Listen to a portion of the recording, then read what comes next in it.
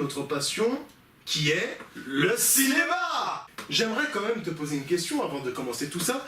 Pour toi, c'est quoi le cinéma? Le cinéma, déjà, faut le dire, c'est un art, le cinéma. C'est le septième du nom, on l'appelle le septième art, bien connu pour ça. Et le cinéma, on peut passer par des émotions extrêmement fortes qui peuvent nous marquer à vie. Et ça permet aussi d'envoyer des messages, ce qui peut être bien aussi, c'est pas mal. Oui, c'est pas mal. Et pour toi? Ah, c'est quoi le cinéma, nom de Dieu? Excuse-moi, Quentin. Allez, c'est quoi pour toi le cinéma?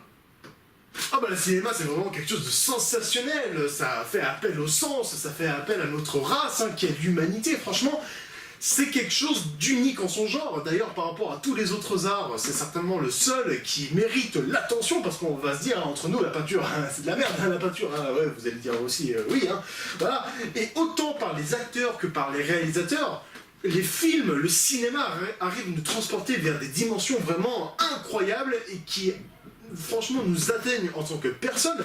Et je parlais des acteurs du cinéma, je parlais des réalisateurs, mais il y a aussi des personnes derrière eux, c'est-à-dire les compositeurs. Oh, ferme ta gueule! Franchement, là tu parles trop, j'en ai marre! Le cinéma, c'est pas que ça, Quentin. Dans le cinéma, il y a des films, ce sont des chefs-d'œuvre. Oui, il y a beaucoup de chefs-d'œuvre, même. D'ailleurs, par rapport à cela...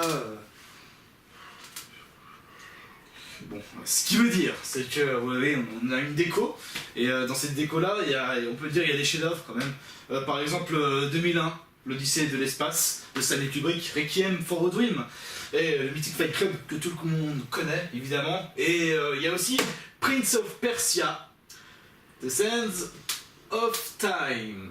Prince of Persia, avec Jack Gyllenhaal. T'es sérieux là? C'est toi qui as mis cette affiche encore? T'as encore fait une bêtise? Non, c'est toi. Non, là c'est toi. Y'en a marre. C'est toi là! Y'en a marre. Y'en a marre! Ah, moi je commence à cogner avec un marteau si ça continue! Alors notre but, bien sûr, c'est de partager notre avis et notre passion du cinéma, mais un mot, il faut dire quand même que ça part d'une base assez solide, quand même, ce projet. Bah, c'est vrai que Quentin et moi, nous avons souvent les mêmes analyses par rapport au film, évidemment, mais le plus important, c'est que nous avons souvent les mêmes goûts. Ça part aussi de l'idée qu'à deux, nous pouvons nous focaliser sur plusieurs choses en même temps. Oui, il a raison de dire ça. Nous allons faire en fait plusieurs types de chroniques et là on va vous dire vraiment ce qu'elles vont expliquer et ce qu'elles vont énoncer. Alors tout d'abord, il y a le truc classique, c'est-à-dire que nous allons faire des critiques des films récemment sortis en salle. Oui, parce que... Attends. Mais ça, c'est ce que tu fais déjà sur ta chaîne, Quentin. Ah oui, c'est vrai, j'y avais pas pensé. Oui, vous pouvez toujours aller faire un tour sur ma chaîne qui s'appelle Quentin fait son cinéma et...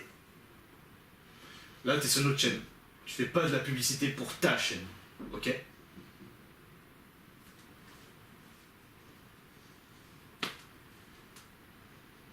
D'accord. Merci.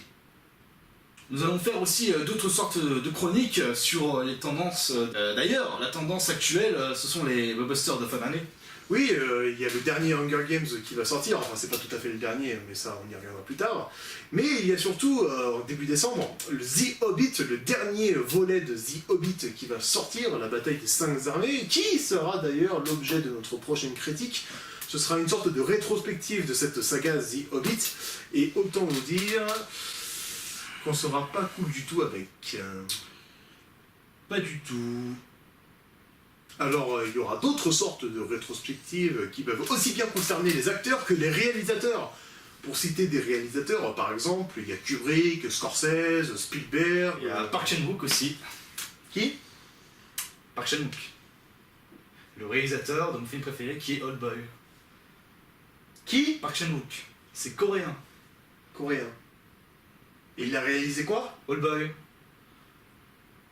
Non, tu te trompes là. Si, c'est mon film préféré, Mais je non. le connais quand même. Non, c'est Spike Lee qui a réalisé Old Boy. Pardon? T'as dit quoi là? C'est Spike Lee, non? T'as dit qui? Spike Lee. Rappelle ce que t'as dit là? Spike Lee. Non? Mais si! Non? Mais si! Cours. Quoi? Cours. Putain, je vais choper! Et enfin, nous ferons des débats. Et des débats sur quoi, Quentin? Oui, des débats très intéressants, selon nous. Par exemple, cette différence entre le cinéma d'auteur et le cinéma grand spectacle, grand public. Il y a une grosse fracture entre ces deux genres de cinéma dans notre temps moderne, et on aimerait rétablir cela. Et on va aussi un peu, en quelque sorte, dénoncer ce genre de personnes qui osent comparer la littérature et le cinéma, c'est-à-dire ces gens qui disent que le film est meilleur que le livre ou que le livre est meilleur que le film. Ouais. On parlait des Hunger Games, mais il y a quoi d'autre comme exemple? Bah, il y a le Hobbit, il y a la saga Twilight. Oui, que- ou encore le Seigneur des Anneaux, hein, d'ailleurs. Et Harry Potter que beaucoup de personnes ont lu. Oui, voilà, donc on parlera un peu de ces best-sellers adaptés au cinéma, et puis voilà, c'est très intéressant à débattre finalement. Voilà, fin de cette première vidéo. Et Quentin, de quoi nous allons parler lors de la deuxième? Eh ben nous allons parler, je l'ai dit tout à l'heure, de Old Boy de Spike Lee. Non?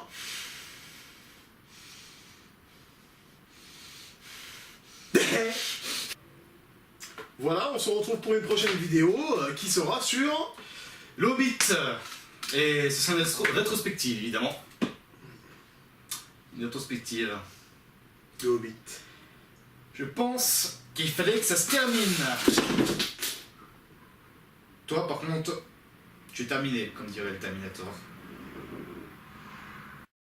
I myself, I jerk off at least twice a day.